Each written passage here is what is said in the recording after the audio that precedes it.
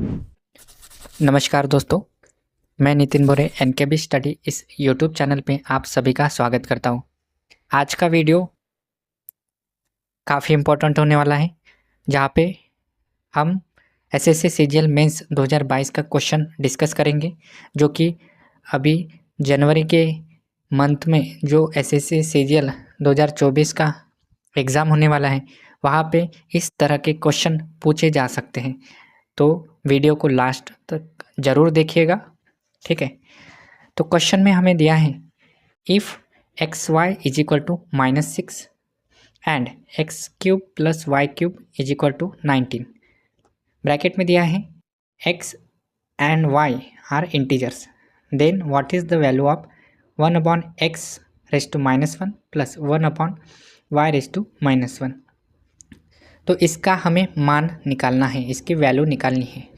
तो सबसे पहले हम क्या करेंगे, ये जो उन्होंने इक्वेशन दिया है, हमें टर्म दिए है, इसको हम सिंप्लीफाई करेंगे, क्योंकि ये ऐसे देखेंगे तो हमें समझ में नहीं आएगा।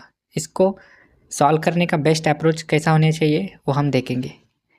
तो देखिए, इसको सबसे पहले हम सिंप्लीफाई करेंगे। 1 अपॉन एक्स रेज टू -1 है plus 1 upon y raise to -1 है, तो ये ऊपर चला जाएगा न्यूमरेटर में तो प्लस हो जाएगा और ये भी प्लस हो जाएगा, यानी कि x प्लस वाई की वैल्यू हमें निकालनी है, ठीक है। x प्लस वाई की वैल्यू हमें निकालनी है।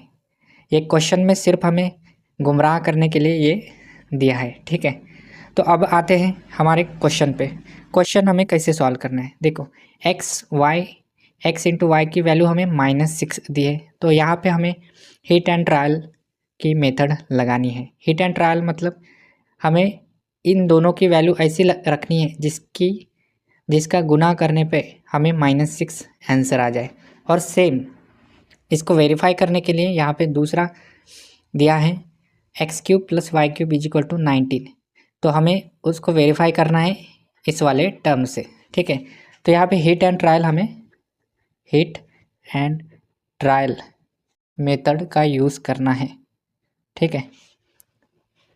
तो यहाँ पे हम कौन से वैल्यू रख सकते हैं, देखो एक्स वाई की वैल्यू हमें ऐसी रखनी होगी जिसका गुना करने पे, मल्टीप्लाई करने पे हमें -6 आ जाए।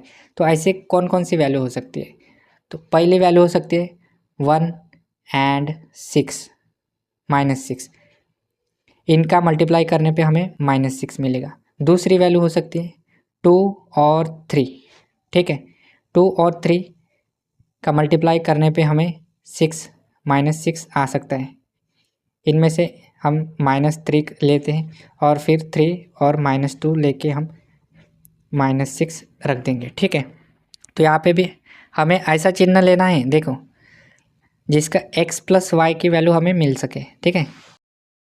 तो यहाँ पे हम कौन सी वैल्यू लेंगे, हम ट्राई करेंगे कि इस वैल्यू को हम ले सके। देखो 6 का स्क्वायर करेंगे तो -36 आ जाएगा, क्यूब करेंगे तो 216 आ जाएगा, ठीक है। 216 हमें लाना नहीं है, यहाँ पे 19 है तो ये हमारा कट हो जाएगा, ठीक है। दूसरा हम इसको ले सकते या फिर इसको ले सकते, तो यहाँ पे हमें इसको सॉल्व करके देखना पड़ेगा। तो सबसे पहले हम देखेंगे, इसको देखेंगे, ठीक है। तो इसको करके देखेंगे, एक बार अपने मन में ही करके देखेंगे।